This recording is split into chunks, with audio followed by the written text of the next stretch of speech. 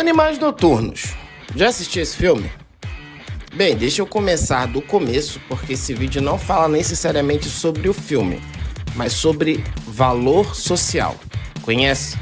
É quando as pessoas acham que você é relevante por algum motivo.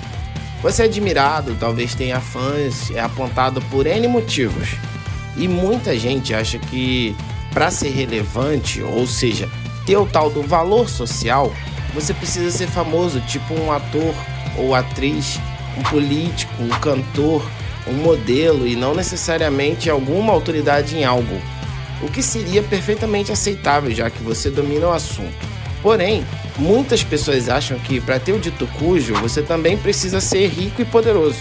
Desde que eu assisti um vídeo, e diga-se de passagem, uma das coisas mais ridículas que vi na vida, e que provavelmente milhares de Red Pills estão assistindo agora como uma lavagem cerebral das boas, isso não sai da minha cabeça. Eu já fiz um vídeo falando sobre isso, entretanto, eu e minha humilde cachola correlacionamos isso a um filme que necessariamente fala sobre isso. Esse filme é Animais Noturnos. Você já assistiu?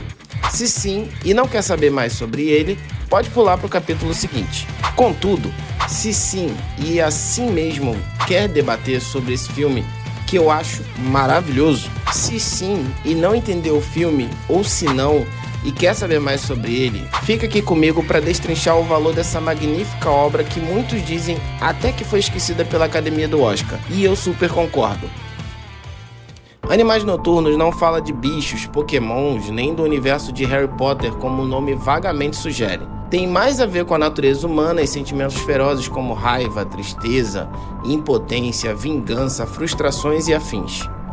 É um filme psicológico e deve ser entendido porque conta duas histórias ao mesmo tempo. Mas eu vou simplificar.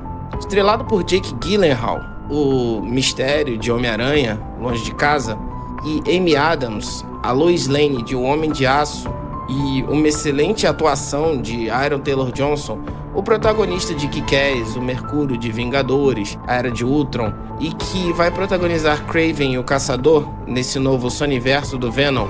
Esse filme conta a história de Susan, uma mulher emergente, agora bem-sucedida, cheia de valor social, mas que na faculdade viveu uma paixão avassaladora por um escritor que indicava que não seria bem-sucedido assim.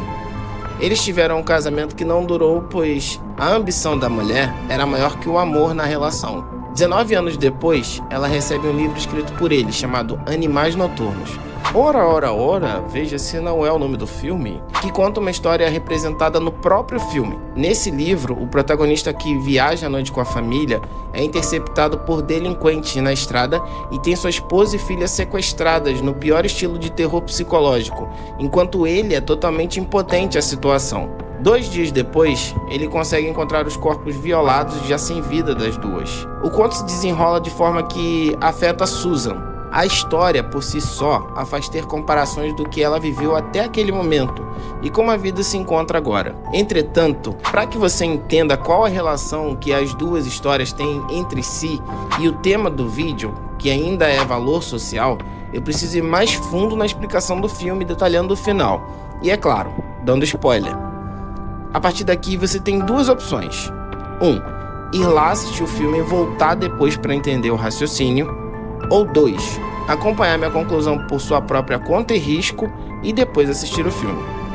Ou um bônus. Se você já assistiu o filme e não entendeu, acompanhar a explicação sobre o final, pode continuar. Os spoilers terminam no minuto seguinte. Vamos lá, para você entender o final. Suzy é uma idiota. Pronto, falei. Eu sei que ninguém vive só de amor, mas você deve viver bem com o mínimo. Ligar o F e ser um ser humano pífio e viver de poder ou ter poder e ser infeliz com as suas escolhas. Porém, você precisa arcar com elas mesmo que possa mudá-las de alguma forma, certo?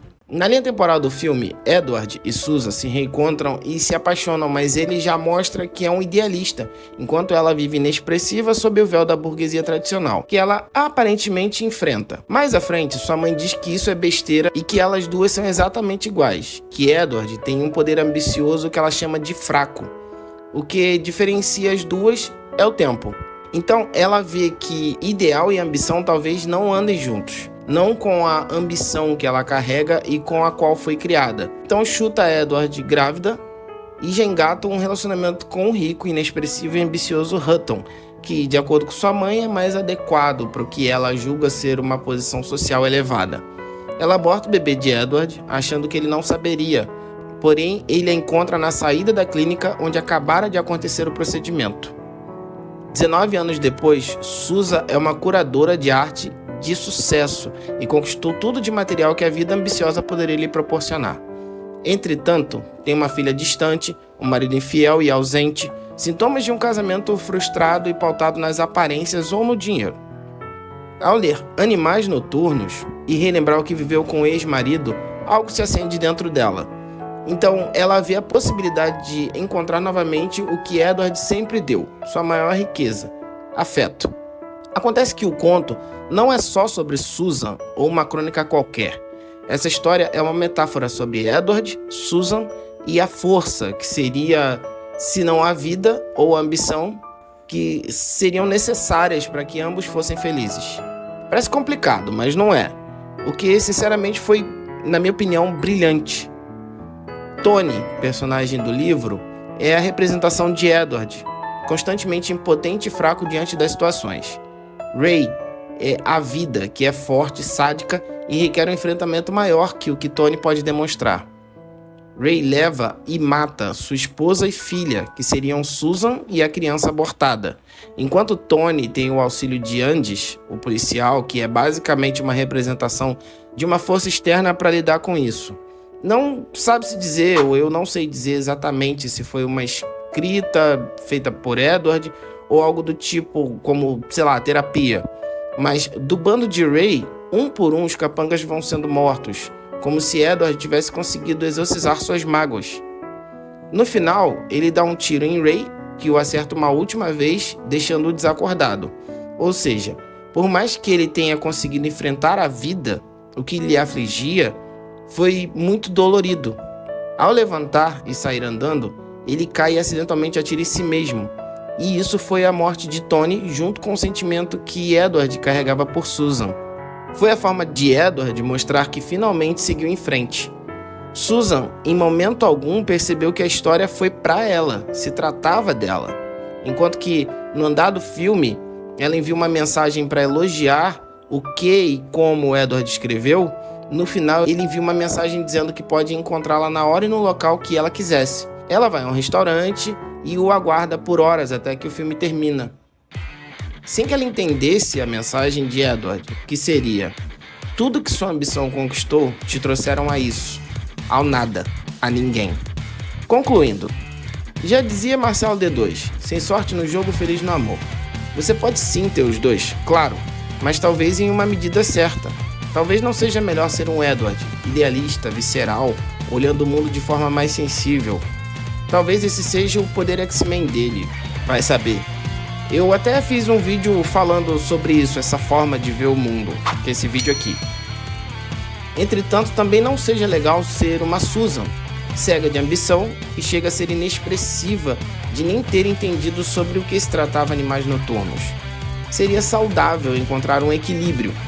Em suma, as pessoas, por vezes, são ricas de várias formas que acabam por se cegarem por coisas fúteis, como muito poder e muito dinheiro. E recado dado, vou deixar vocês com as palavras do saudoso Eduardo Marinho. Você vê o empresário bem-sucedido, um vitorioso, tomando antidepressivo? Não é uma contradição? Tem uma vida deprimente, ele não é um vitorioso? Ele não é o bem-sucedido? Não é o ricão? Por que ele vive angustiado? Obrigado por acompanhar as coisas que acontecem na minha cachola. Eu agradeço demais a sua audiência.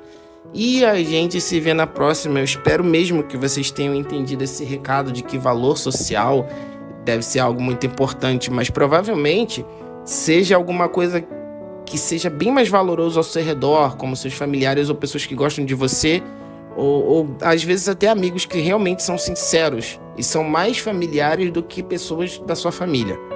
Beleza? Então, aquele abraço e até a próxima.